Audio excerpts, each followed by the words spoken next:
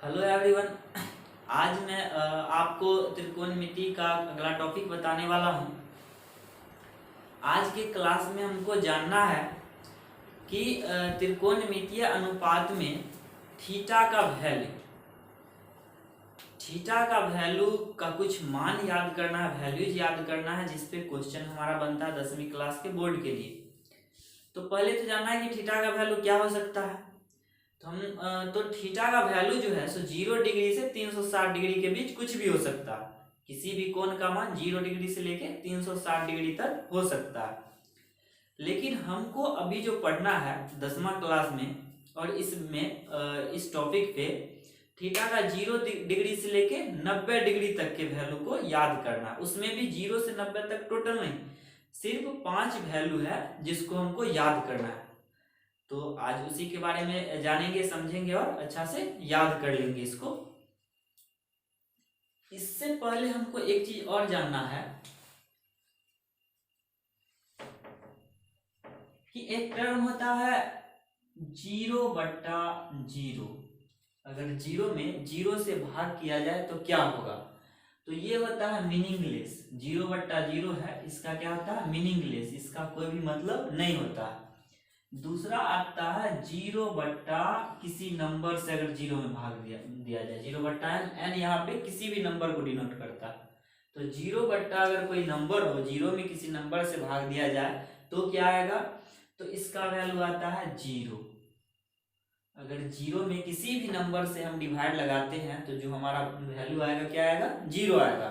और तीसरा टर्म है किसी नंबर में अगर 0 से भाग दिया जाए, किसी भी नंबर में अगर 0 से भाग दिया जाए तो क्या होगा, तो हमारा जो आएगा अपरिभाषित, इसको बोला जाता है अनडिफाइंड या अपरिभाषित।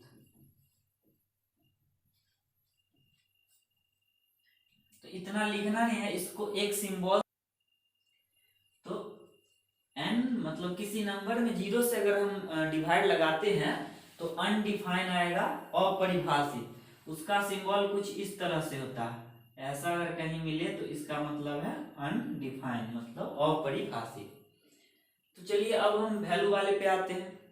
जैसा कि हम पहले पढ़ चुके हैं कि ट्रिगोनोमेट्रिकल रेशियोज में 6 रेशियोज के बारे में हमको जानना है। क्या क्या है, पहला साइन है, दूसरा कॉस है, उसका टेन है, कॉट है, सेक है और कॉसेक है।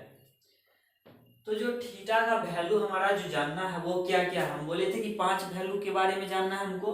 तो 5 वैल्यू कौन कौन से है, तो पहला है 0 डिग्री, दूसरा है 30 डिग्री, चौथा है 45 डिग्री, उसके बाद है 60 डिग्री और तीसरा है 90 डिग्री।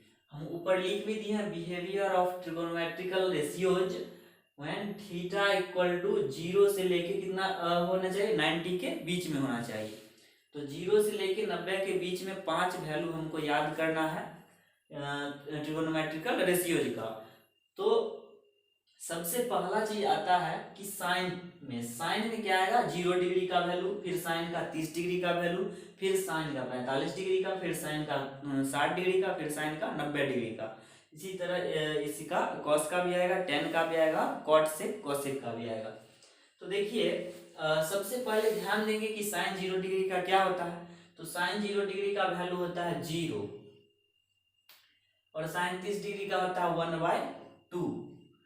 तो ये पहले जान लेते हैं कि कैसे आता है। एक छोटा सा इसका बनाया गया है, वैसे तो 2-3 नियम है, लेकिन एक छोटा सा जान लेते हैं हम लोग, जो हम लोग को समझना। चलिए यहाँ से 0 से शुरू करते हैं, 1 2 3 4, बस समझने के लिए एक स्टेप करना है, लेकिन हमको इसको याद करना है। अब क्या करते हैं कि सारा में 4 से डिवाइड कर देते हैं,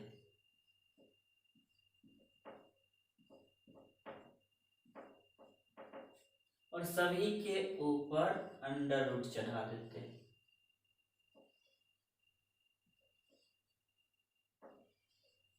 अब इसका जो वैल्यू निकल के आएगा वो कुछ इस तरह रहेगा।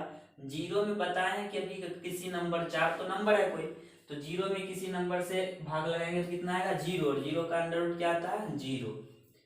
अब एक का अंडर रूट एक आता है और चार का अंडर रूट कितना आता है? दो, पता है आप लोग को। इसी तरह इसका जब निकालेंगे तो आएगा रूट टू बट्टा टू। इसको जब ऊपर नीचे, या इसको देखिए, टू को हम ऐसा लिख सकते हैं रूट टू गुने रूट टू। एक रूट टू से रूट टू कट जाएगा, बच जाएगा वन बाय रूट टू। ये आ जाएगा, तीन का अंडर रूट थ्री होगा, फोर का टू हो जाएगा, फोर से फोर कैंसिल हो जाएगा, वन, वन का क्या आएगा? Under root one. तो 0 डिग्री में साइन का अगर हम देखें तो साइन 0 डिग्री का वैल्यू क्या होगा? जीरो। साइन 30 डिग्री का value 1/2। Sine 45 degree 1/√2। Sine 60 degree √3/2 और 90 डिग्री में 1। इतना हमको याद कर लेना है, सिर्फ एक, बाकी याद अपने आप होगा। कैसे होगा वो देखते हैं आप। पहला तो याद कर ली। अब कॉस में जब आएंगे तो जो यहाँ पे 0 से शुरू करके 90 तक गए थे, कॉस में जैसे ही आएंगे 90 से शुरू करेंगे और इसका 0 तक पहुंच जाएंगे। जैसे कॉस में चलेंगे तो 0 डिग्री में साइन का 90 डिग्री का वैल्यू क्या था? 1, तो कॉस 0 डिग्री का वही होगा। 60 इसका 30 आया ना, तो 60 का क्या था? √3/2। 45 का क्या? 1/√2। 30 का क्या था? इधर हो गया 1/2 और ये 0। तो साइन का उल्टा यहाँ पे कॉस हो जाता है। साइन में 0 से चले थे 1 तक गए थे, इसमें 1 से चलेंगे 0 तक आ जाएंगे। अब आती है टेन थीटा की बात। तो टेन को थोड़ा सा समझ लेना है कैसे होता है।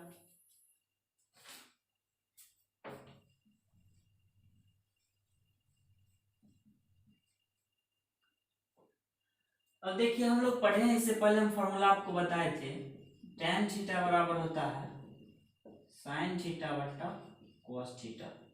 बस इसी को थोड़ा सा याद रखना है और इसका वैल्यू अपने आप आ जाएगा।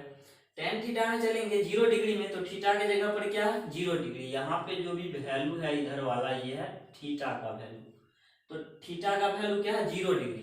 जब टेन में 0 डिग्री का निकालेंगे वैल्यू तो क्या जाएगा? साइन में भी 0 डिग्री का और कॉस में भी 0 डिग्री का। और देख रहे हैं साइन 0 डिग्री का कितना है? 0, और कॉस 0 डिग्री का कितना है? 1।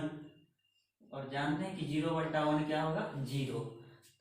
तो टेन 0 डिग्री का वैल्यू क्या आ गया? 0। इसी तरह हम अगर 30 डिग्री वाले में करेंगे तो टेन 30 डिग्री का आ जाएगा 1/√3। 45 डिग्री में करेंगे तो 1 आ जाएगा। 60 डिग्री में करेंगे √3। और जब फिर 90 डिग्री में आएंगे, इसको थोड़ा सा देख लेते हैं। टेन 90 डिग्री क्या आ जाएगा? साइन 90 डिग्री बट्टा कॉस 90 डिग्री। साइन 90 डिग्री कितना है हमारा? 1, और कॉस 90 डिग्री कितना है? 0। और हम बताए थे 1 में अगर 0 से डिवाइड करेंगे तो क्या आएगा? अनडिफाइन। तो यहाँ पे क्या लिखेंगे?